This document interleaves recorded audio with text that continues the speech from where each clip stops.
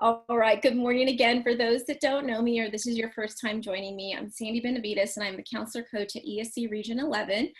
We are in the Fort Worth area and I'm happy to serve you and be a part of this great discussion. We will be talking about counseling strategies today. What I found when COVID hit, and I'm going to share my screen while I'm chatting with you. What I found is that for many counselors, we had been kind of living in a world where we may have been doing a little bit more non-counselor duty tasks than the true, meat and potatoes of counseling. And that happens quite often, especially with, those of us that are still serving as testing coordinators or testing supports, those of us that are still running the cafeteria and the drive-through pickup and drop-off line, all of that work takes away from our ability to do the real counseling with and for students. And so a lot of our counseling has looked like what I like to call kind of trial by fire, when that child is, having a suicide outcry or self-harming, or, the student that is, pregnant or in a, having some kind of breakdown, behavior breakdown. That's when all of a sudden, bam, we need the counselor to do counseling things right now. Those of you know, I hope some of you are shaking your head. Yes, we would love to follow the national model, our state model, and spend 80% of our time with students. We would love that. In fact, that's what we're taught when we are in graduate school. I know because I still teach it because I'm a professor for future counselors, but that's what going into this role, that's the lens that we have, that we're going to be able to run groups and see students all day and have check-ins and do all the amazing things that we are trained to do. But then we get to our roles and they sometimes don't pan out the way we originally thought. And that's nobody's fault. And we're not blaming any one entity for that. It is a reality of the constraints of the public school system. And so saying all that, when we first started this journey of really, just mega PD webinars, increasing counselor pedagogy, one of the feedback, and like I said, I've reviewed thousands of feedback. I think my stats for third quarter were 6,000 people. So I serviced 6,000 people from essentially March to May, 2,000 just this month in June. And so we're talking about massive data that I have never had access to, that I'm loving. And so a lot of what you all were telling me was, we want more of the counseling stuff. And it's not because you aren't amazing counselors, it's because we've sometimes gotten a little bit rusty from not being able to utilize our counseling techniques as we should be. And so a lot of the work that I've been doing has focused on that social emotional learning and now more into the counseling strategies. So please, I know if you're here, it is not offending you, not one bit, to, be open to learning and remembering what we know is in us. We just sometimes have to work it out. Or if you've been that counselor that's been sitting more on the academic side of things and you have found yourself these last few months really struggling with trying to be that empathetic counselor, this is your session. This is for you. Or maybe you're just fantastic, at this too. We want to learn from you. I really listen to everything you all say and all the feedback you send me. And trust me, I get tons of feedback, whether it's in the little surveys you fill out or it's in the emails that you send me. I take what you tell me and I, bring it to life and help make it happen. So you will always get access to my PowerPoint and you'll always get access to video. So I saw, Kara, I saw your question there. But one of the things that a counselor had asked me last week or proposed is that, really allowing you all more opportunity to share what you know. And so I'm going to, although I said it in my email when I emailed you on Friday, you know, please send me any tips, strategies, tools. And I know y'all are busy, and I know it was right before the weekend, and it's been tiring, and you're resting. But as I'm speaking, if you have strategies, if you know of ideas, if you're making connections to the work and the words that I'm saying, please drop it in the chat. Presley will grab that chat for us, and I'll send it as part of the email that I send you with all of the information. But I am not the expert on everything. There are a couple of things that I really know a lot about, but you all with me together, we are the experts. We are the leaders in this work. So share what you know, because you all know a lot. And together we can really make the change that we want to see. So let's be a little bit more involved with this session as much as possible. So just drop in the chat. I will be trying to watch questions, and I'll also have Presley watch questions for me. Unfortunately, Mike could not make it to our session today, so I still wanted to give him credit for supporting in the work, but he had something else come up, and that just happens sometimes. So I will say that Mike and I are working on continuing counseling strategies through next year. So this is not the end. We've got DBT in July, and then we're going to continue a specific counseling strategy probably every month, every other month going forward. And so that's some exciting work coming your way to look forward to that. And we're still building fall sessions, but just keep that in mind. All right, I'm going to drop this chat for a second and hit present.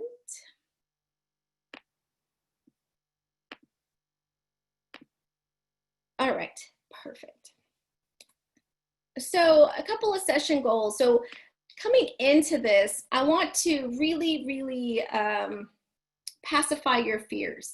I know the fears, because you tell me, are I'm going to ask you to do something that you're not comfortable with, or we're going to be providing therapy when we're not supposed to be providing therapy as school counselors. I want you to know that is not, those words are not going to come out of my mouth. You are not expected to be a therapist in your position as a school counselor. What we are going to learn, though, is how some strategies within certain therapies can be utilized in the school setting. I teach a lot on ethics. I wrote a course on ethics for the university. I know ethics very well, and I would never, ever ask you to do something that would go against our ethics. So please take a deep breath and know what we're learning today are bits and pieces of strategies to make sure that we have all the tools we need in our toolbox and how to best support students in this work. So this is just kind of a lowdown of all the goals. If you've noticed, I'm going to start off kind of easy, and then we're going to get into kind of like the therapy side of things. If you're looking at that FLASH and EMDR, you're like, how in the world is she going to help us do FLASH and EMDR in the school setting? Just give me credit. Give me a second. We're going to get there. I promise. Nobody is losing their job. I have thought about every ethical situation in designing and developing this presentation with Mike, and we're going to do this the right way. We're just looking at strategies. So one of the first strategies that we're going to talk about is motivational interviewing. And I'm actually going to have some videos for us to watch in a little bit. But what I want to say about motivational interviewing before I go deeper into this, and you can see here, you know, the words on the screen, motivational interviewing is a technique that really anyone can use. The video that we're going to watch in a few slides looks at motivational interviewing from a discipline perspective, which I think was huge. I would love for administrators, you know, to be on this line or to be on this presentation or share this information with them, how using structured interviewing questions, we can change the dynamic of the discipline that we're trying to address. And it'll make more sense when you see the video, but I specifically chose that video because it just really showed very well kind of your language that you can use to change the situation to a more palatable response from students. I will say in the video, it is a student who's like 20 years old, but I promise you, when you hear that kid talk, you're going to be like, that's every high school student that we know. And so don't worry, elementary friends, I have some really cool elementary things in the middle of this presentation. I really tried to hit from all different angles, so that everything, at least something in here, would reach your students at their respective levels. And so, like I said, motivational interviewing is a type of questioning. It's a counseling style, but it is not, you don't need to be a therapist to deliver this kind of questioning. It's very patient-centered. It's helping them really search for their answers, or search for their meaning of what they've done, instead of us just being accusatory or just kind of taking our own stance. We tend to talk to students and not with students. And motivational interviewing is that dance of talking with students, and how your words are so critical to the direction that that conversation can go. So it looks at 4 key components. It's known as OARS. That's the acronym for the styling of questioning. So open-ended questions, that's the O. A for affirming, R is reflective listening, and S is summarizing. Y'all, right after this motivational interviewing, I'm going to talk about the 5 stages of counseling that we learn in our school counseling pedagogy graduate program. And you're going to see, like, they're virtually the same thing. There's so many things that we're already doing that are connected to other therapies and practices. So, open-ended questions. When we're talking about that open-ended question, we know if we don't want the closed questions are the easy ones. Yes, no. Are you doing okay today? Yes. How was your day? Fine. Okay. That is a closed question, and you're going to get a 1-word response. Many times a 1-word response is not enough for what we need to do and why we're talking with that student. Although these things work great with our students, I'm also encouraging parents with me today. These are great for working with your own kids. When we ask kids closed questions, they give us closed answers. So don't give them that opportunity. We're going to have to ask that question a little bit differently to elicit a response. Affirming is that ability to help that person feel good about themselves in whatever capacity they're speaking of. You'll hear me all the time say to you all, I want to affirm you. I want to make you feel okay and good about where you're at in a process. That feels good to you. It feels good when people affirm me, and it feels good to students when we affirm them. We want to make them feel good about whatever it is that we're talking about, even if it's just, I am so glad you came to talk with me today. Okay, powerful small statements like that are affirming to them that we are a place of support. The counseling office should be where students can go and feel comfortable enough to talk. But the only way we're going to get them to ever actually talk to us is by using the OR strategies. And then reflective listening. It does no good if we are sitting at our laptops or our computers or fiddling with something else while the student is talking to us. That is not reflective to them in our body language. Reflective listening is listening intently, closing that computer, not answering the phone, giving this student these 2 minutes of your time and really listening to what they're bringing to the table. For a student to come and talk to you about an issue is a huge step for them. And the best way that we can affirm them and support them is with that reflective listening. But reflective listening is only possible if we're truly listening. How many times have you been listening to your spouse or your kids, but you're really fumbling with an email or trying to finish dinner, and your spouse or your kids are like, well, mom, what are we going to do? And you're just like, can you tell me again? Okay, that's the same process when we're meeting with students. We have to make sure we're giving them our undivided attention. And it is hard. It is hard. There are 10,000 things happening in the counseling office. You can hear your email ding, ding, ding, ding, ding on the back end. You hear your phone blowing up. You see people walking by like, is she done yet? We need her. But kids can sense all that. And if they come to you to share something and we can't reflectively listen, that may be the last time they ever come, and we lose an opportunity to build a relationship with students. So give them that 2 minutes of time, that 3 minutes of time, and shut the world down. It's not easy to do. I'm going to ask you to practice this tonight. One of the things that I do with my graduate students is I have them go and practice these skills. Tonight, I want you to pick someone, your best friend, your husband, your partner, one of your kiddos, and sit there and give them, time yourself, 3 minutes. It's going to feel like forever. 3 minutes of undivided attention, and use your reflective listening skills to have dialogue with them. You'll be amazed at what you can hear, and what you've been missing.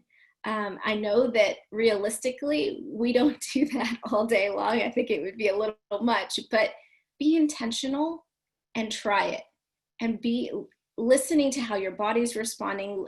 Take note of how you're listening and absorbing all this information, because we don't get better at these things without practice.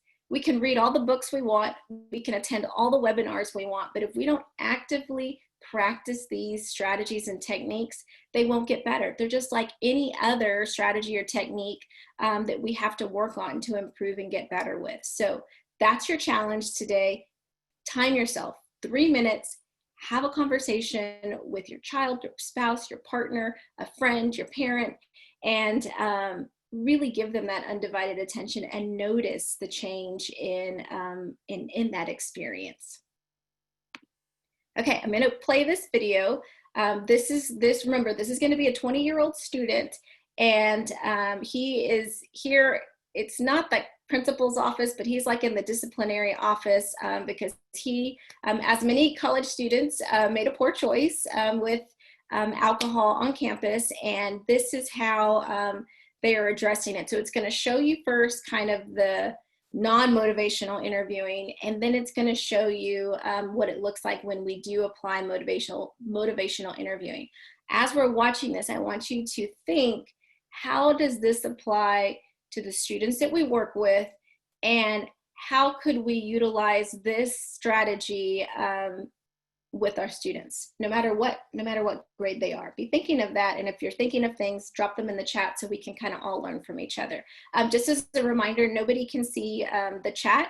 That does not get recorded, so you do have some anonymity. I want this to be a safe place. I will do really good about not calling your name out or anything like that.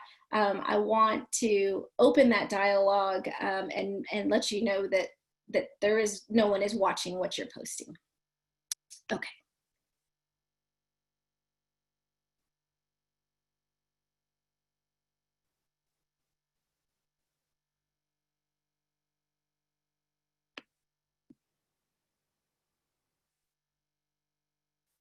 Hi, I'm Liz Steinborn-Gorley, Student Success Coordinator and Conduct Officer at Minnesota State University Mankato. We'd like to share with you evidence-based practice of motivational interviewing can enhance the student disciplinary process. Motivational interviewing taps into a student's own reasons for wanting to make lifestyle changes, such as cutting back on drinking.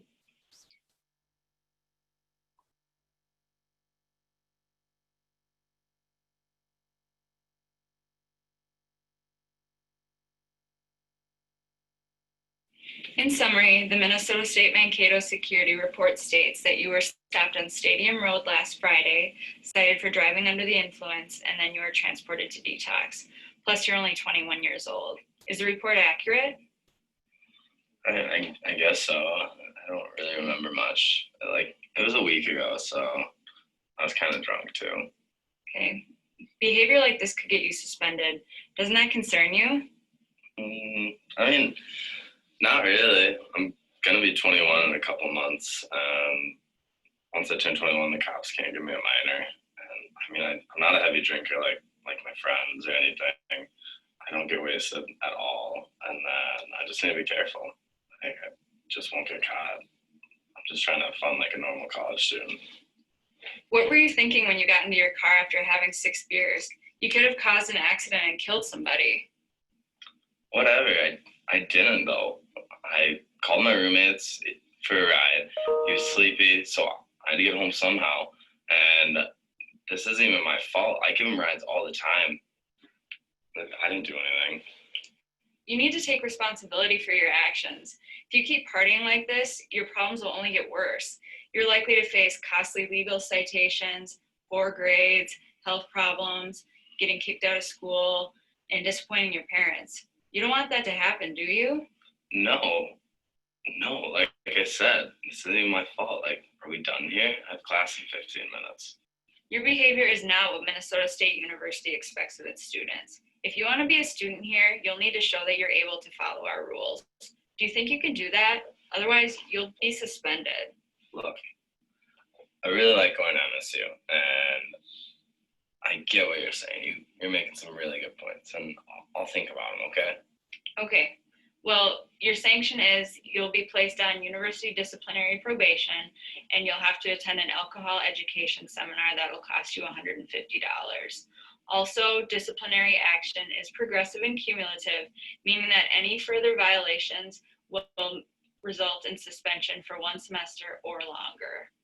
$150? Are you serious? I can't pay that. All right, I'm done with this. I'm over it.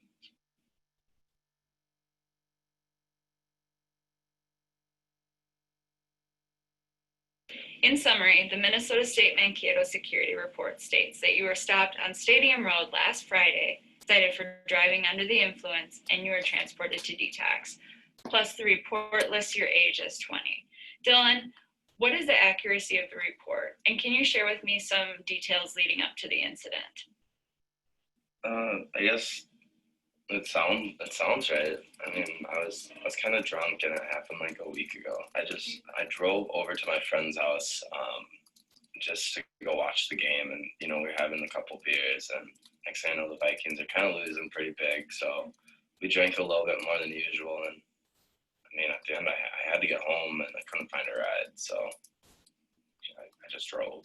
You decided to drink more than you intended because you were disappointed at how the Vikings were playing, and when your roommate couldn't give you a ride home, you decided to drive yourself home. Did I get that right? Yeah, that's exactly how it happened. I mean, I'm a normal college kid. I like to drink and hang out with my buddies. I mean, it wasn't a big house party or anything that got busted. Yeah, I understand that your intention was to have a good time while watching the game with your friends. You didn't think about what could go wrong when you drank alcohol underage because you were at your friend's house and not a big party. And you made an effort to be safe by finding a ride home. Yeah, I tried to be safe. I mean, I tried to call my roommate, but I ended up getting in trouble anyways. Dylan, you told me what brought you here today. What do you think the problem really is? I wouldn't say I have a drinking problem. I think I probably have more of a getting caught problem. I mean, my friends they drink like fishes, and they don't ever get caught, and then you got me over here and I get caught right and left. Sounds like you attribute your current situation to bad luck. If that's what you believe and you don't attempt to make any changes in your behavior, what consequences might result? I guess more problems with police and school, and I really don't have the time or the money for any of that. How important is it that you avoid future problems with the police or school, Dylan? It's, I guess, super important because just going to detox alone was awful. The experience. I don't ever want to do that again. And my dad said if I get suspended from school, I'll have to go work on my uncle's farm in Iowa, and that would just kill my social life. I wouldn't see any of my friends, and I mean it's already bad enough. Like my parents took my car away when I got the DUI. Yeah. What would you be willing to do to prevent going to detox again and getting suspended? Well, I guess I guess the easy one is I want to drink so much, and I try to avoid situations where I'm more likely to get in trouble. So probably I don't want to drink so much. On a scale of 1 to 10, how confident are you that you'll be able to follow through with that plan, with 10 being very confident? I guess I would say like, I don't know, like over halfway, so maybe like a 6. What steps could you take to move that 6 to a 7 or 8? I could probably, I guess, well, the big thing would be like kind of where I drink. So like drinking, like if I'm only like in my apartment, so then I'm not risking myself to drive, or like if I go out to a party waiting till like I'm 21 to drink, maybe finding stuff to do that doesn't revolve around drinking. Like I'm guessing like a town this size, there's got to be more to do than just drink. In what ways might your life be better if you succeed in making the changes you mentioned? I mean, well, I guess the big one would be like I wouldn't be hungover all the time. Like I'd make it to my 8 a.m.s. Then, well, even when I make it to my 8 a.m.s now, like I sleep. Like I wake up and I'm like, oh my god, what's going on? And then I get to my 8 a.m. and I'll just sleep through, and then I miss just about everything that's on the test. So I think if I reprioritize what is important to me, it probably helped me succeed. I mean, in high school I had a 3.5 GPA, so I know I could do it here. College is all about making choices. Can you tell me about your beliefs and values that influence your decision making? And how do those beliefs and values align with the decisions you plan to make about drinking? I'm going to pause the video right here because I want to make sure that we have enough time, and you'll have the whole video to go back. But I think it brought up a lot of elements of, even though we deal with alcohol use, especially in our high school students, but we also, deal with students that don't, they excuse me, let me rewind. One of the things I really loved about the motivational interviewing was that her very first approach was, what is the accuracy of that? Here is the information that I received. Here are the details that we have. That alone, that first question, which is so critical to the direction that your conversation will go and the depth it will go, is the most important thing. The first thing you say out of your mouth is really the most important thing, because it gave him the opportunity to reflect for a second and be like, yeah, those are right. Or, well, he could have also said, no, these pieces are correct, but here is, this is what you didn't get in that report, or this is the other piece that happened. We go into so many conversations, counselors are guilty too, administrators, where we have this report and we take it for, at value, that everything in here is correct, even though we know that there's always another side to these stories. And so allowing the student an opportunity to set the record straight is going to, one, strengthen your relationship with that student, because now you're not attacking them, and two, give them an opportunity to speak about what happened. They will tell you the details. Someone in the chat, mentioned, she asked her son a little bit of a different question. Well, tell me more about that. And, she couldn't get her son to stop talking. Kids will talk to us. We have to be strategic in how we address them, and we have to make them feel comfortable. If they don't feel comfortable, or if they think that you don't care, they will never talk to us, and we can't make them. It's a battle. We can't make anyone do anything they don't want to do, but we have the power and the knowledge to really have that good dialogue with students. Kids have told me everything and anything under the sun. At some points I'm like, please stop talking, please stop talking. This is a lot of stuff. But that's a good thing. We want that. Creating open-ended questions can be difficult. Absolutely. Sonia, I think I have an empathic statement list coming up, but so team, we are all on this together. what are your favorite kind of open-ended questions as you're getting started with a student? You know, drop those in the chat because I want to learn from everyone. I know it's not easy, y'all. This counseling with students is a delicate dance, and counseling is an art. It is something that we have to practice and have a flow. It depends on what the situation is. Sometimes I use a little bit of deflecting instead of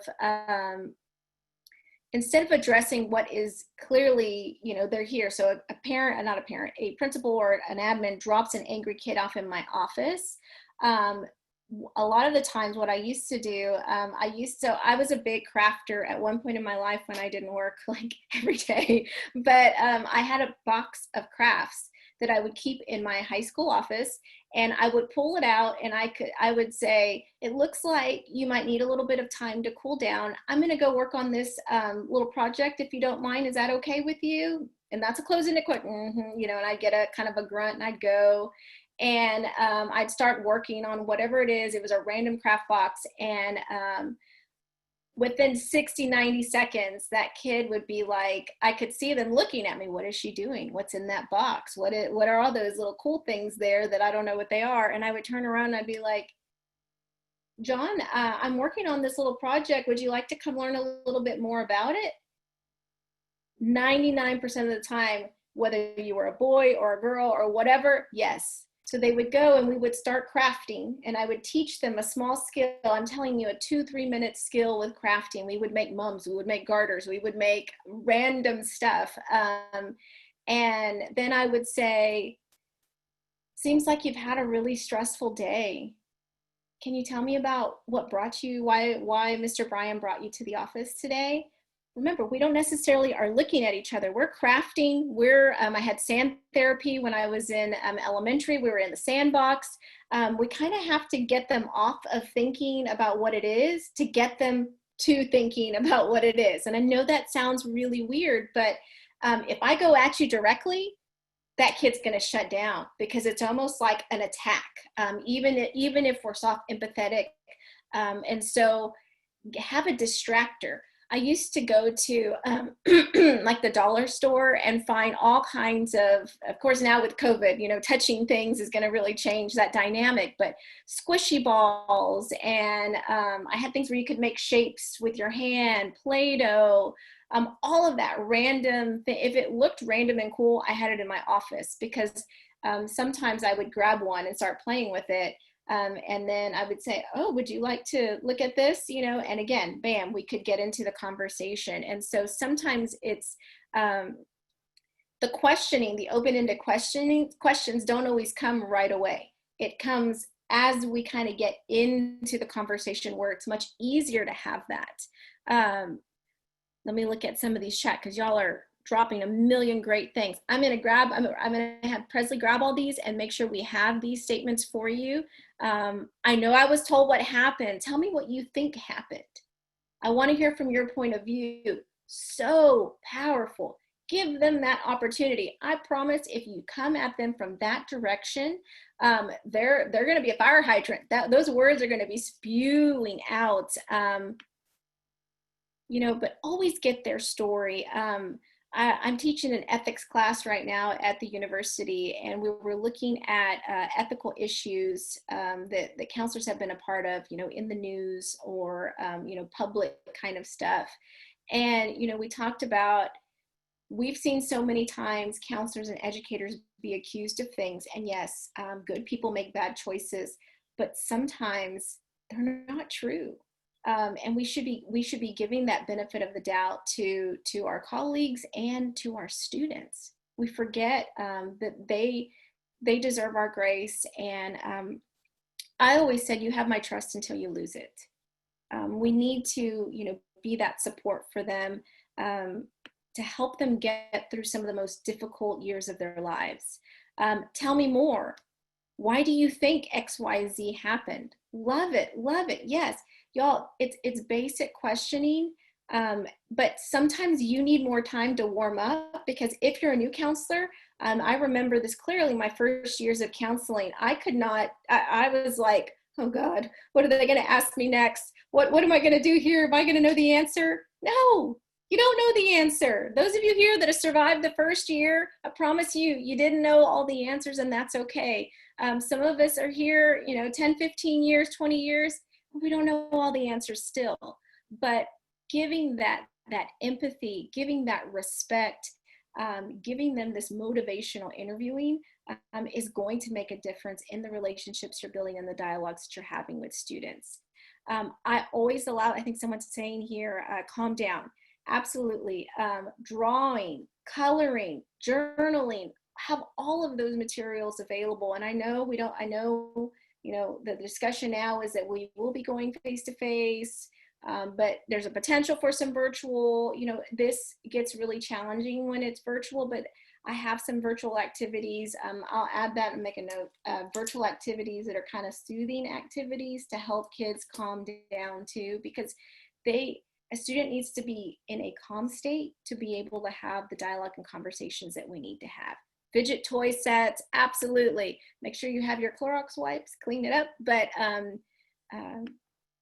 let's see, what did it make you think? Absolutely. Give kids that courtesy. I love this. Rice trays. Yeah, y'all, we don't have to be expensive. I was lucky to have some of the things that I had in the elementary, but it doesn't have to be expensive.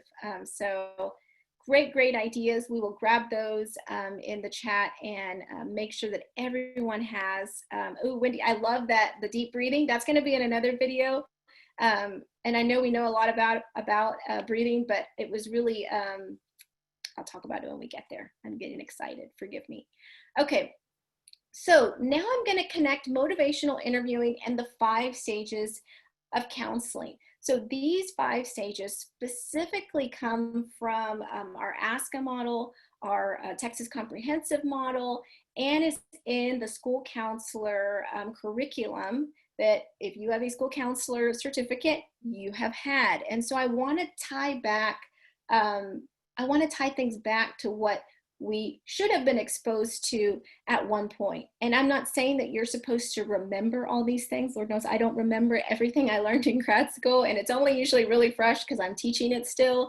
But I want to draw those connections, how motivational interviewing, okay, that's generally can be a therapeutic type response, but how closely it connects to intentional school counseling strategies in this 5-step process. So let's take a step down memory lane and remember when we were in counseling graduate school or our graduate programs, this is what we were taught. We were taught with the 5 steps. And so step number 1 is our empathic relationships, story and strengths, goals, restory, and action. Y'all, motivational interviewing is maybe just 3 steps. This one it's 4 steps. This one is 5. So it just has a little bit more and it's broken down a little bit more. So let's look at this. Okay, remember this is actual counselor pedagogy from our programming. So empathic relationship. When that counselor or that disciplinary leader was having the conversation with the young man, she led with empathy in that second time. Even though it wasn't empathy as in a warm fuzzy, it was, what is the accuracy of this? That is being empathetic, that is being understanding, and that is being non-judgmental. As soon as our students feel they're being judged, they shut down or the conversation goes a different way. So that empathy is the ability to understand exactly what that student is saying to you. So it doesn't necessarily mean we've lived that experience, but we do understand it and we get it, and we can see how hurtful or how painful or how difficult that may be without ever truly living it. Sometimes we can be a lot more empathetic, or it's easier to be empathetic when we have lived that experience as well. So empathy and concreteness. So concreteness is valuable in our empathetic understanding because it asks for clarity. That's when we say, can you give me a specific example of? And we'll talk about that, and I'm gonna have a scenario situation next that we're gonna go through. But that's concrete. That can also be a form of reflective listening. So you told me that your stepfather was not, treating you well. Can you give me a specific example of how he hasn't treated you well? Okay, listening to their story, but needing to know a little bit more detail so we know, okay, what are we talking about here? Is it, he's being verbally abusive? Is he being abusive at all? Is he playing favorites between him, them and his biological kids? There's a lot of ways, a lot of different directions we can go, but asking for that clarity gives that student the opportunity to go a little bit deeper in the story. We want to go a little bit deeper. It's not, again, this isn't therapy, y'all. This is talking to students to build relationships and to help them process the 10,000 things that are happening to them. It also gives us an opportunity to, if a student is being hurt, that we can step in and intervene and support them. But we often, kids stay very silent until it's too late or until they make a catastrophic decision with their life. So let's look at what empathy versus sympathy looks like.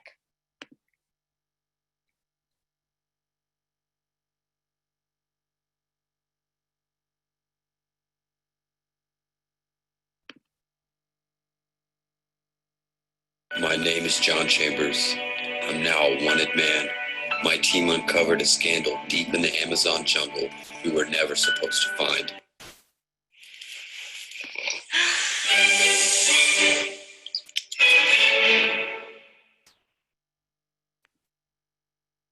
So what is empathy, and why is it very different than sympathy? Empathy fuels connection. Sympathy drives disconnection.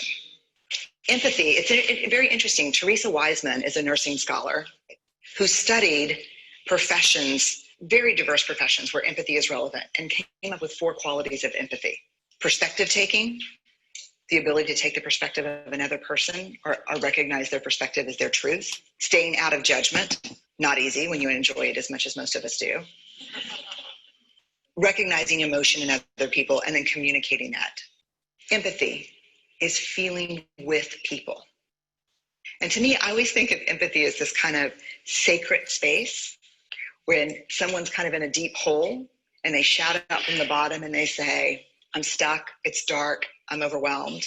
And then we look and we say, hey, you climb down.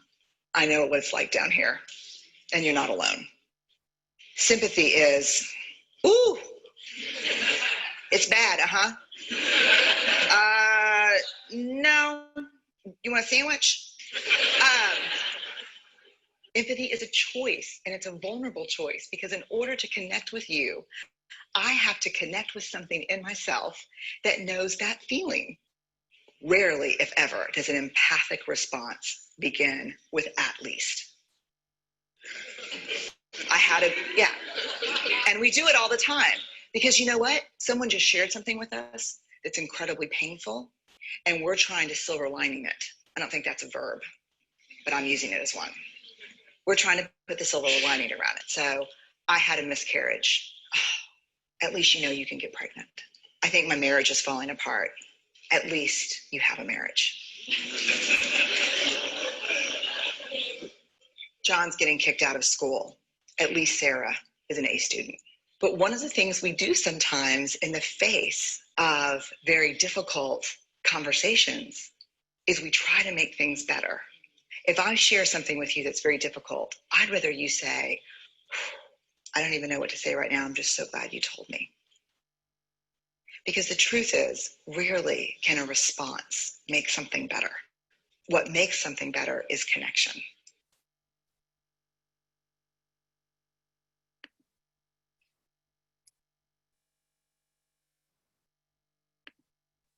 I love Brene Brown's work. I had the great opportunity in December to be a part of her Dare to Lead facilitator training.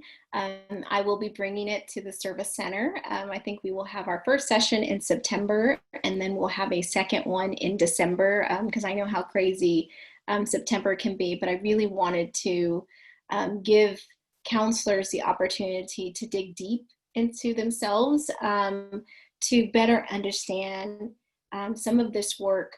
But we better understand people and the students we work with when we better understand ourselves.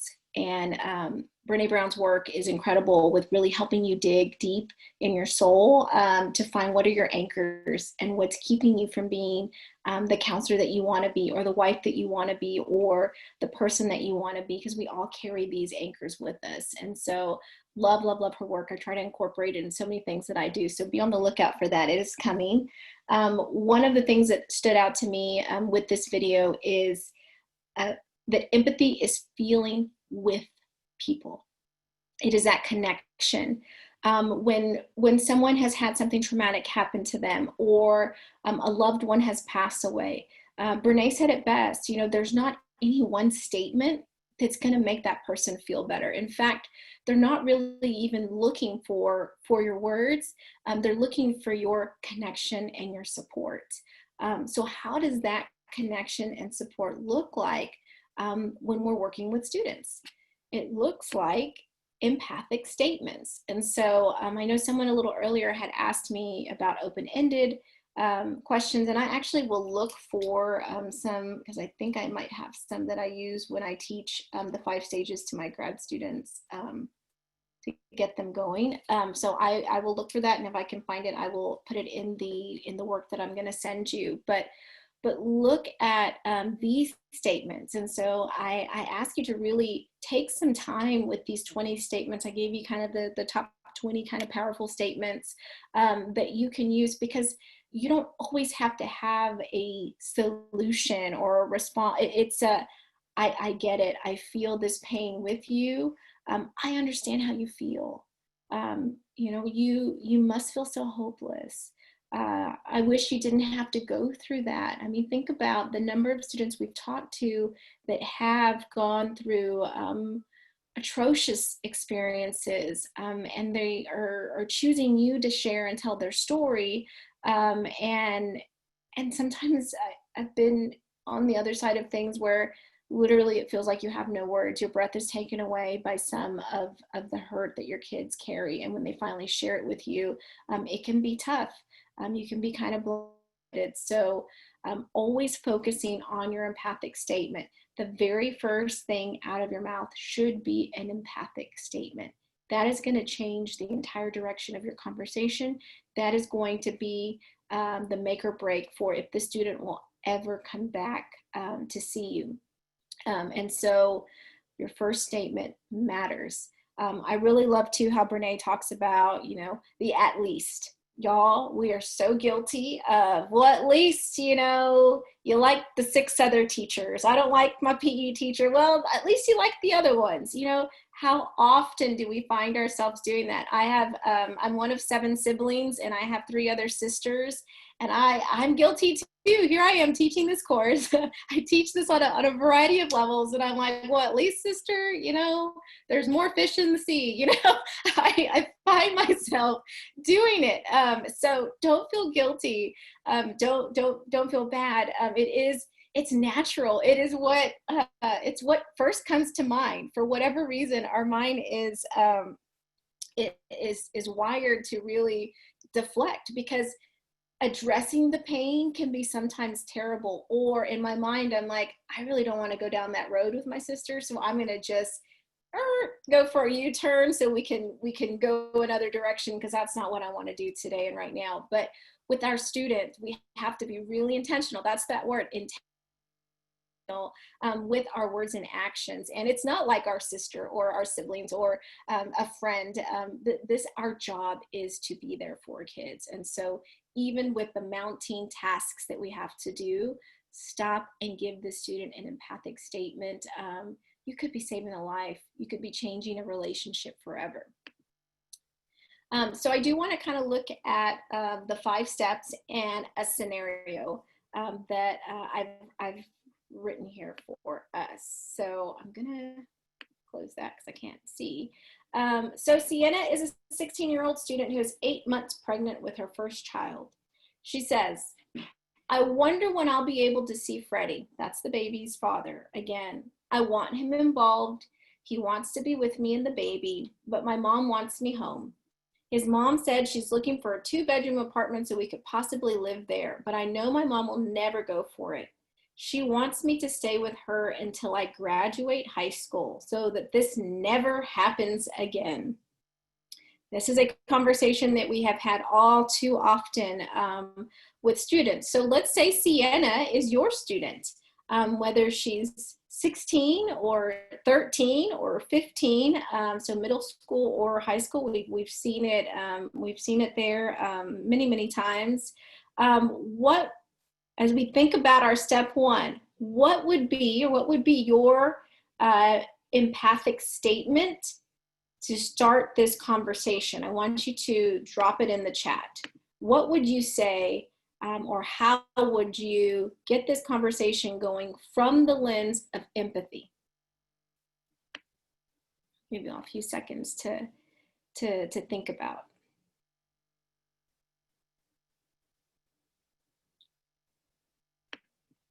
Oh, I like that. Wow, that must have been so difficult for you. Thank you for sharing. You're so brave. Think about all of the elements. You know, I know when I've used this scenario before with a variety of audiences, sometimes I have, you know, teen moms on the call, and maybe today, you know, some of you were in that, you know, had that experience growing up too. And so right away, they tend to be like, I know how that feels. There's so many things that you have going on right now that would probably is making you feel kind of stressed out. But you don't have to be a teen parent or a teen mom to even have that empathy. I wasn't a teen parent or a teen mom, but I can still be empathetic. This must be very difficult for you. I wish you didn't have to go through this. Absolutely. I can tell you there is not a single 16-year-old who is loving life at 8 months pregnant with a questionable home environment, not knowing where she's living, you know, mom kind of, you know, doing the we never want this to happen again. We've seen it. That is not easy for our students. It's not easy for us. I think of myself right now, man, if I was in this situation, even at my age, which thankfully I'm a little bit more mature, but if I was, it would be very daunting and difficult. So I can't even imagine sometimes how our 16-year-olds and 15-year-olds do this. Wow, you're going through a lot. You must feel so conflicted with all you have going on. You're affirming the student with the empathy, and you're giving them the love and support that they so desperately need. This is a loaded scenario though. You know, right away, when I've done this scenario with other groups, we've got some friends in the group that are like, your mom's right. You just need to listen to your mom and do what mom says. We know that. We know that that's probably what she should have done. But the reality is that that's not what happened. The choices she made have resulted in what is happening right now. So how do we help them in what they have right now? We have to put our own bias aside. We have to put our own judgment aside. But addressing well, your mom just wants what's best for you, this is not the place for that, okay?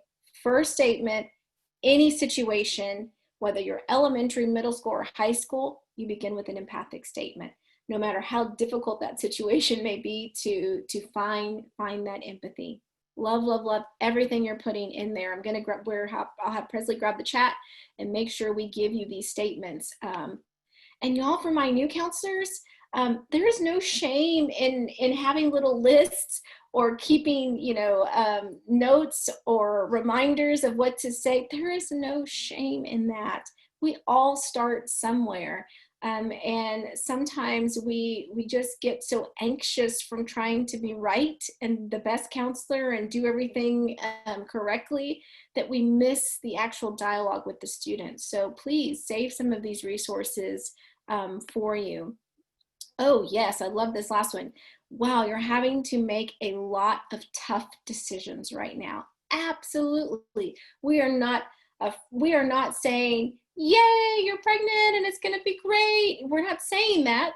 We're acknowledging what this student is most likely feeling and connecting.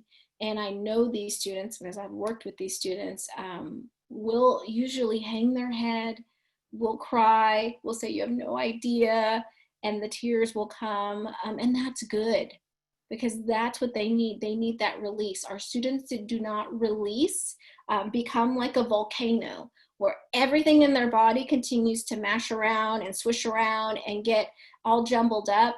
And then it gets to a point where there's an eruption, and the eruption becomes, either screaming, or it can be violent, or it could be cause self-harm ideas or suicidal ideology.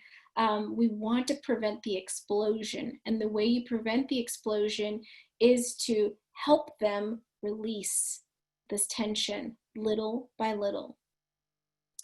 So the next stage, so after we do our empathic statements, remember empathic statements are number one. Stage two is story and strength. Understanding that student's story through active listening. We just heard that. In motivational interviewing, they called it reflective listening, but active listening and reflective listening are very, very similar. In fact, for us as counselors, it's kind of cut into two. We take reflective listening and we actually have two components. So active listening is one, and then we have summary or re-story coming up next. It's two. So we actually broke it down a little bit further, is what we learn in our counselor pedagogy. The third part of discussions with students is goal setting. Y'all, every conversation you have with a student should be focused on some kind of goal, goal-driven. What are we going to work on next? What are we going to choose next? What are our decisions next? Every interaction should have some type of goal setting. Even if it's, will you check? What do you think about checking back in with me tomorrow? There were students that we had to check in every day. They just needed that 10-second check-in, but don't leave them just hi, bye. It really should be more comprehensive than that. And what I'm telling you takes time. And that's the hard part here, is that the time element. But invest your time in students, and we will see a reduction in discipline, behavior issues, but we've got to spend time with kids. So this talks about, oh, I like that. Would you be willing? So as we are thinking about that goal setting, would you be willing to, and then finish off that statement. But there's a whole bunch of research here. I'm not going to read it for you, that the power of goal setting, if we can weave that into everything that we do, whether we're a teacher, whether we're the counselor, whether we're the principal or leadership, that has shown monumental growth in the overall student success. Because goals help us work towards something. You'll be surprised how many students have never had a conversation about goals or what to think about next. These are taught behaviors, and unfortunately many of our students come from families where they're not having these kind of discussions, and so we have to fit that role as well. As you know, prior to COVID, we really were the parent at times, the counselor, the teacher, the everything for students. And since COVID has finished, since COVID has happened, we've disconnected from a lot of that, because we don't see students on an everyday regular basis. Let's see what I was doing here. Okay, that was just the same scenario. So the re-story. So remember I said that re-story and that active listening was the same as motivational interviewing, the reflective listening. So retelling the story and just hitting the highlights to her. So let me make sure I'm getting this straight. That was something I said all the time, because although I did elementary, My high school students were the ones who were a little bit harder for me to follow. By the time they told me that so-and-so was dating so-and-so, and then they were so-and-so's sister, it was confusing. I was getting lost in the connection of the people. And so in order to really understand, I would say, okay, so let me double check my thinking.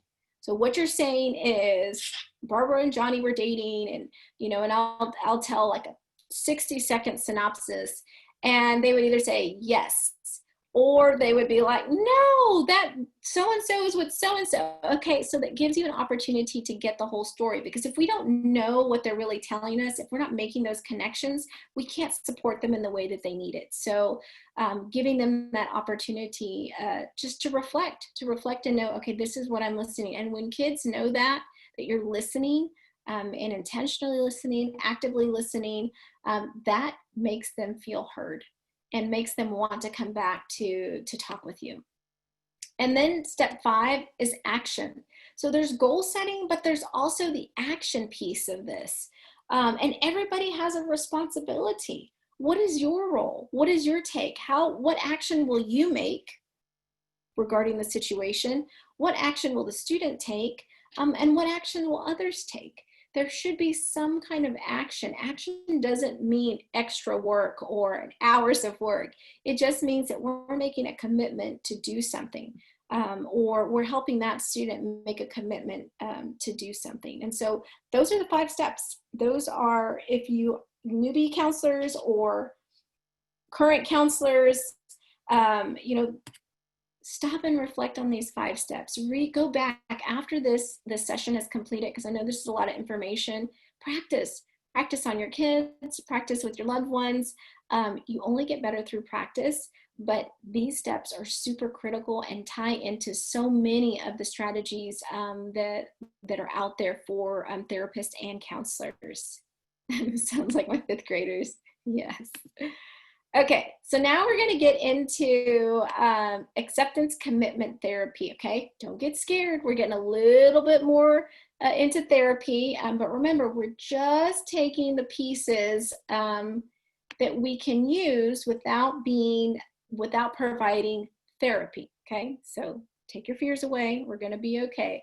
And so I found this really cool resource, and it's not on this page. In a minute, you'll see what I'm talking about. So elementary counselors, pipe up, because there are some really cool little superheroes that have been designed to help with acceptance commitment therapy. So in this therapy, there are 6 core processes. So there's 6 things that we're trying to focus on: acceptance, cognitive diffusion, being present, self as context, valuing, and committed action. Those things sound very abstract as we're doing, like, whoa, how am I going to teach elementary students about this? But we're going to get to that in a minute. And so these first slides really talk about the kind of therapy side of acceptance commitment therapy. So I'm not going to go too much in them. You're going to have these slides. We're getting 3 hours for today's session. So some of that involves you digging deeper into this work. But this kind of goes through the 6 different processes as we see it from a kind of therapeutic side of things. But I want you to not focus on all these words. My LPCs, please, yes, go focus on all these words. If you're in an affective role where you can actually utilize counseling, therapeutic techniques, absolutely. But the beautiful thing about this, and I'm not going to necessarily play this video because I want to make sure I get to another video, and this guy's face that really made me laugh as I was looking at this. But this focused on it looked at the mindfulness parts of things, and out of the 6, I pulled 2 pieces that I really thought would connect with you all, and so I put them here. But I'm not a big fan of these 2 videos, but I do want to give you the opportunity. So, but how do we use ACT with Kids? How do we address, I guess my website came off, but I have it in the resources. How do we address those 6 pillars, for lack of a better word, through the work with some of our elementary or even some of our middle school students? And I found this incredible I think everyone can still hear me. Someone lost sound, but I think I'm still okay. Y'all let me know if there's no sound. But this is, so each of these characters, and we're going to go through all 6 of them, are named with a name that aligns with the ACT therapy. And so I really love this as counselors, as yes. Okay. So what we're doing too, y'all, we're going to continue a series. I got a question about, can we go further and deeper? And yes, we're going to continue a series. That's kind of the next step, is that we, like we did DBT on its own, we can do kind of ACT on its own. When Mike was unable to be a part of it, it kind of put a lot of last minute pressure on me to get some of this done. And so I couldn't do it the way I originally envisioned, but these steps need to be more often and deeper. And so the only way we do that is really if we can do one strategy at a time. I'm hoping we can get back to kind of face-to-face where we can get a lot more modeling in, but I don't know what that's going to look like. But absolutely, this is slated on going deeper and having individual strategies moving forward. And that's kind of the beginning of DBT, and then et cetera, et cetera, et cetera. I haven't finished planning. So absolutely, I am hearing your feedback, and I wanted it to be a little bit different, but anyways, it just happened to be it worked out like this. But nonetheless, when we look at these cool little superheroes, so this guy is called Claw, and he is the leader of the action heroes. He symbolizes, like many heroes do, our core values. In that motivational interviewing that we saw, that video, I paused it right at the point where the speaker was saying, how do your beliefs and values influence your decisions? So important, because our beliefs and values do influence our decisions. Our beliefs and values of our families, if we're littles, influence our decisions. And so helping students have conversations about values, about beliefs, what does that look like? And you use this guy, Claw. You know, for our elementary kiddos, I can already see the kids all over this, all over learning about this. So I love this. Claws has the power of the purr. The purr emanates outwards and pulls everyone it reaches into contact with their values. And so I could see this totally being a little mini lesson for you to do as a counselor. If I've got educators on the line, you know, reinforcing this work. This can't just be the counselor's job. This should be a campus-wide approach to learning these techniques and strategies.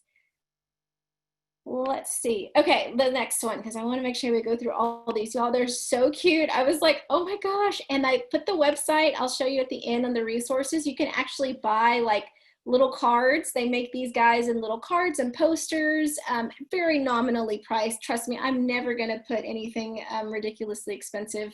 But this is Bug. So Bug is pulling ourselves back to what is happening in the present moment. It's a great starting point in dealing with this situation. This is known as mindful awareness or switching on. So this is the mindfulness piece of the 6 components, and it's awareness. So, you know, Bug has the power of super sensitivity to what we see, hear, smell, touch, and taste. Y'all, that's all mindfulness right there. We are not doing anything against our ethics by teaching kids about Bug, superhero Bug, and his powerful traits. So, so fun that we could use him as a way to drive the knowledge. And the website I'm going to give you at the end shows you like all of the resources and cool little stuff that they have. They have a couple of presentations on there that you can also pull from. Check the videos though, because some of them are a little questionable for students. But look at this. He also has the power of breath. By switching onto our breathing, we're able to calm down, be more present in the moment, and we are open to different types of thoughts. You know, we can be in a classroom or giving a lesson. All right, let me see your Bug. let's be bugs. You can use that terminology and kids eat it up. And, they could be practicing their breathing technique that you've taught them. The key to all this is that we're modeling, that you are showing them what this means and how we apply this information. This is, I think this is diffuser. Our mind can pull us away from the present moment. We have the amazing ability to think about things. We have memories, judgments, comparisons, predictions, and the ability to future plan. The bottom line is we treat our thoughts as if they are real, as if they are facts.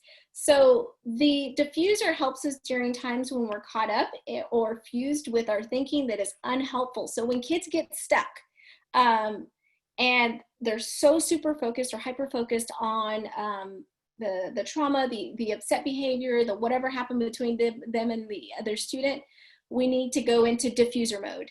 All right, diffuser mode. And that is that channeling of focusing on something else. It's almost like deflection, and it pulls us away from the negative stimuli and helps us kind of refocus our energy. Powerful, powerful stuff. I could totally see this. I miss my elementary days, y'all. When I saw it, I was like, I know high school, y'all are gonna be like, this is a little young, but we need some stuff at the younger grade levels, and usually, these kind of therapies and supports just aren't positioned correctly for our elementary students, and we constantly have to rethink of things to make it acceptable for them. This is Sky. Sky has the power to open up and help people to understand and accept their unpleasant emotions. Y'all, this is a whole lesson on emotions. We have to teach kids that emotions aren't good or bad. They're signals. They help us understand what is happening in our bodies and how we, what we need to do. How do we cope and deal with these emotions that we are feeling? And so, again, just really, really, really cute stuff that I know my elementary counselors are going to be loving. And I promise you, I have a link in the resources to the site with a whole lot of other resources that you can pull from. This is Perspecta and the power of multiple perspectives. Think about that. How many times have we asked kids, and it's not just an elementary thing or a middle school thing or a high school thing, can you, well, think of it from that person's point of view. We use the terminology, but we don't teach it or model it or start having that discussion. And so these discussions have to happen when we're little in order for them to grow and develop in that understanding. That prefrontal cortex is still maturing for many years, even after high school. And so not everything we're saying and doing is going to stick. That's the reality. It's in one ear sometimes and out the other. But when we start younger and develop that solid foundation where we're starting to give them connections, as they grow up and get into middle school and high school, they're going to remember Perspecta. And they're like, okay, I'm going to bring my Perspecta out and remember, what would it be like to be in this student's shoes? How would have I felt if someone had done that to me? Those are the thoughts and coping we want students to think through, but it has to be taught and developed over time. Absolutely, high school students could work well with this too. Or with high school students, you could even have them develop their own characters. What would your superhero that addresses mindfulness or perspectives look like? And let them design some of that. And so that way they're having voice and choice in that work, which they really appreciate. So thank you for that comment. I think this is number 6. I love T-Flex. I was like, oh, you're so cute. I want you on a pillow. So T-Flex used to be the imaginary friend of Claus, but when they got their powers, T-Flex became real. So whenever Claus became a scaredy cat, T-Flex would be the one who would help him act on his values. And that goes back to when we are fearful. Remember, our students have gone through traumatic events, and there are points in their lives where they will be triggered. They will be triggered at school. They will be fearful because of that triggered behavior. I'm now afraid to, I'm frozen and I can't move forward and I can't do what I need to do. But we remember our T-Flex, and he's the one that's going to help us get through that fear. And he's always with us. And those are the things that we, strategies that are going to support students coping. We have to build these stories, and kids think very much in superhero, comic hero storylines of that sort. That's why those TV shows are so popular. So use what they love and connect it to these coping skills. So love T-Flex, just so cute. Okay, so we're getting down to the last few minutes of this, and I intentionally wanted Flash and EMDR to be smaller or shorter, and I wanted it at the end because there are so many elements of EMDR that you do need an LPC certification or an EMDR certification to move forward and provide that. So what we're really talking about today is Flash. And Flash is kind of a micro version of EMDR. It has many of the same elements, but it's kind of like EMDR light, the light version. And so, but if I had just put Flash, most people would not have connected that to EMDR. And so I wanted to make sure I put both words to help your brain synthesize what it knows about EMDR. So, so EMDR is really a very popular desensitization and reprocessing technique. You may have seen people use like a strobe kind of light. You also see people who move their fingers like this and ask you to follow their eyes. Y'all, I know we have 2 fingers. I know we could get students to do this. Do not do that. That is crossing the line into therapy, and we're not going to provide therapy, even though it seems very simple, and it is, unless you have trained and studied and you have the authority to provide therapy in the position that you're working in. Please do not do that. But I think we have to know some of that background knowledge in order to understand kind of the Flash, the light version of EMDR. But the Flash technique, so with the original EMDR, the patient or client would be thinking about the traumatic event and use that movement to kind of rewire the brain. But with the Flash, it doesn't require that that having to conjure up the traumatic event, which is really nice, because the last thing most people want to do, especially at school, is bring those thoughts to the forefront. They're very painful, and that's why when students have that depth of trauma, you're not going to be the best choice. An outside LPC therapist, clinician will be the better choice. However, you as the school counselor continues to support that student as best as possible within your purview in the school. So one of the things that I really love about Flash, and I'm only pulling a couple of things. Remember, I want to give you what you can do to utilize a technique without overstepping any kind of ethical constraints. So Flash is developed for everyone. So it's kids, adults, it's for anxiety, OCD, disassociation, depression, and more. So really it has been found to be very effective in students and adults struggling in a variety of areas. So let me see my time. Okay, I'm going to show you just a few minutes of this video because I want you to see how her prepping of having the discussion. We're not going to go into the weeds of the discussion because that's not as relevant, but designing the safe place and setting the mind right to have kind of a crucial conversation. So we're going to spend maybe 3 minutes or so in this And then we're gonna do the butterfly video. The more you meditate, the less likely you are to make Your body.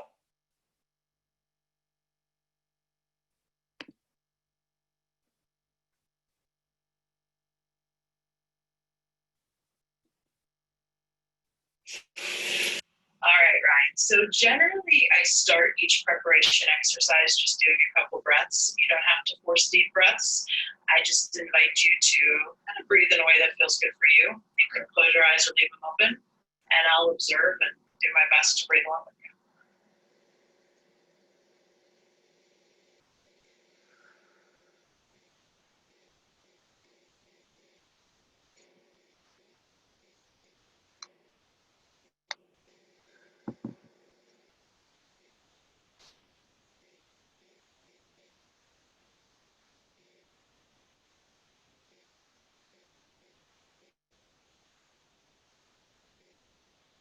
You know, so Sort of settling into the chair. I felt the tension in my back sort of release as I felt more aware of my body in the chair. My muscles detense. nice. I'm actually going to do a set of those eye movements we talked about to strengthen that. So notice that you've settled into the chair. Notice muscles are detensed. Just follow my fingers.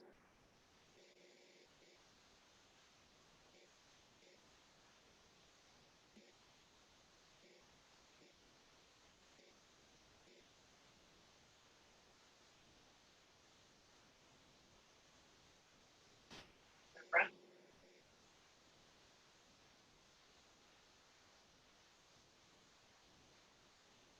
What are you noticing? There's nothing I'm looking for specifically, just whatever is most recognizable.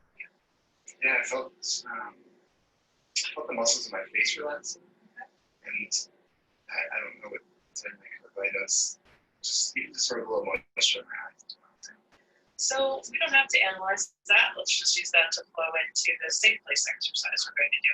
So the first question I want to ask, do you like the term safe place? Some clients prefer calm place, happy place. What's the descriptor word that will seem to work best for us starting this? I think I would prefer calm. Calm place. Okay, we'll work with calm place. So different people have different preferences on this. Some people already have a place in mind that they want to use and can get there instantly. Some people need me to ask them some questions. So let's start with what's the place that you'd like to use? Yeah, so I've been thinking about it since you said we were going to be doing this. I was thinking about a place that I found that I was on a backpacking trip, and it was right on the ocean. Okay, I'm gonna pause there and talk about what I wanted you to notice. So a couple of things. Remember, we're not gonna do this. This was not part of what I wanted you to take away, but the breathing before having a discussion is really great, you know, and she said, notice what you're feeling. You know, we do these mindfulness techniques and activities, but we don't give them that opportunity to reflect and think about what they're feeling and what's happening in their body. I love the use of the safe place.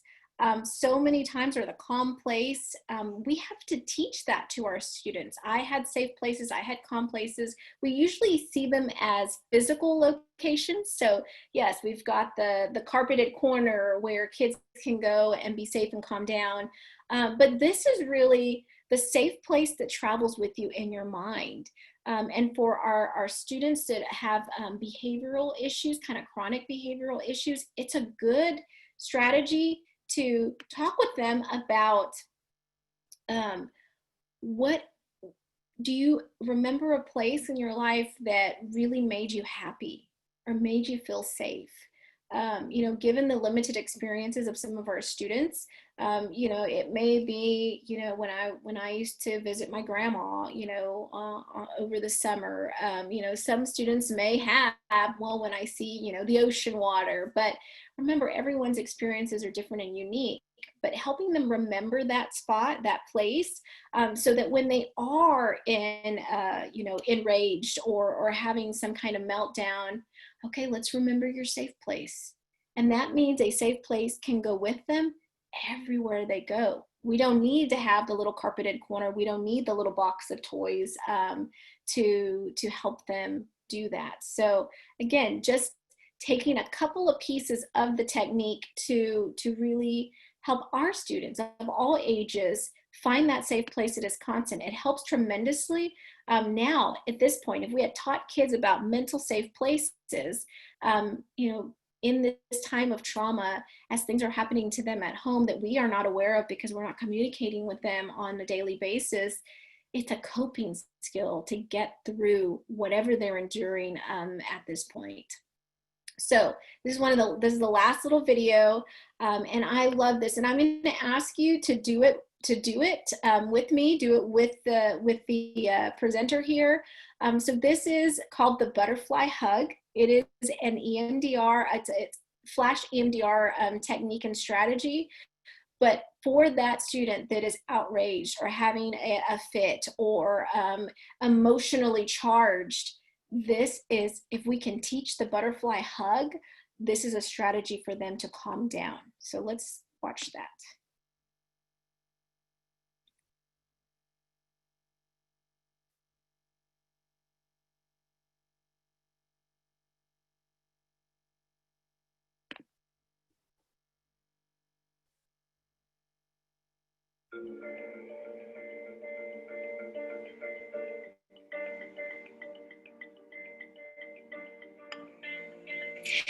So we're going to finish off tonight with just a bit of a grounding technique. This is called the butterfly hug. You can do it with crossing your thumbs and hands in front of you and alternating here. If it's more comfortable to just tap on the shoulders, you're welcome to do that. And if that's not quite comfortable, feel free to go ahead and put your hands on your knees or your legs and you can tap gently to yourself there. This is a wonderful, wonderful grounding technique because you can take this anywhere. And so whether it be at the office to help just bring down that intensity of emotion for a moment, whether it be at home, whether it be before bed, this is really, really beneficial. And whenever you're needing to get that emotion down a bit. So for those who like, you're welcome to join me. If it's more comfortable just to watch me, you're welcome to. You can also close your eyes. And so whatever's going to be best and most comfortable for you. So let's go and get started. And let's go and get started by just finding where's most comfortable for us. Just kind of experiment. Does this feel good here? Does this feel good here or on your knees? So take a moment to find that. When you find that place, let's go and get started with just a deep breath in. So taking a deep breath in. When you reach the top, hold for just a moment. And then exhaling. Just let it come out, just natural as can be. And then just slowly start tapping. Just alternating sides, alternating the taps, knowing that whatever you choose is a-okay. If you'd like, you're also welcome to add a positive affirmation to this. It may be I am loved. It could be I can do this. It may be I am in a secure and safe place. Whatever seems to fit for what your need is right now. Feel free to just add that in and just repeat it to yourself in your head. And just remembering to keep tapping for as long as it's comfortable. If you need to go a little harder, you're welcome to if it needs to be gentle. Again, just experimenting and see what fits for you right now. And you're welcome to do that. And go as short or as long as till you feel just a little bit calmer or until you feel that that's good enough for today. So again, just breathing in and out and just tapping. Tapping for as long as you'd like.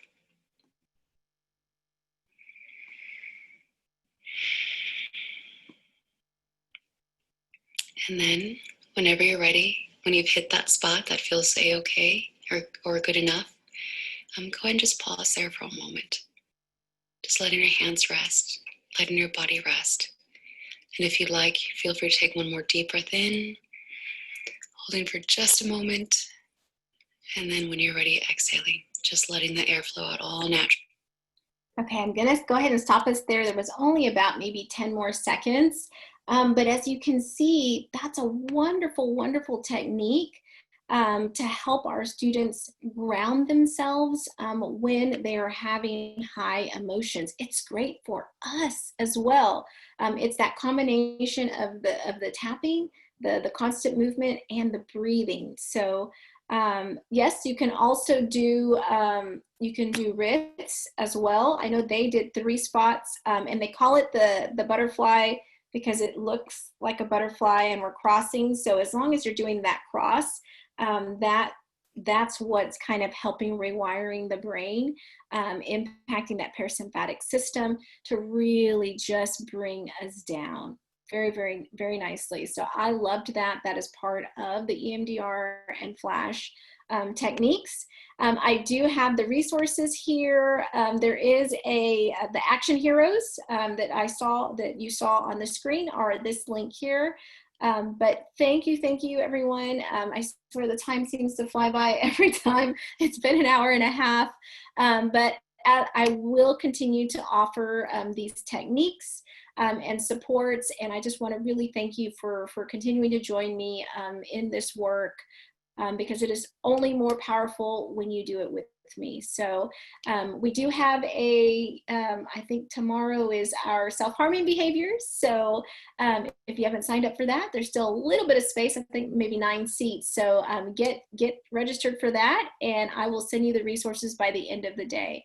Thank you everyone for joining me. I will stay on the line just a little bit longer for any questions, but I hope you have a great rest of your day. Take care.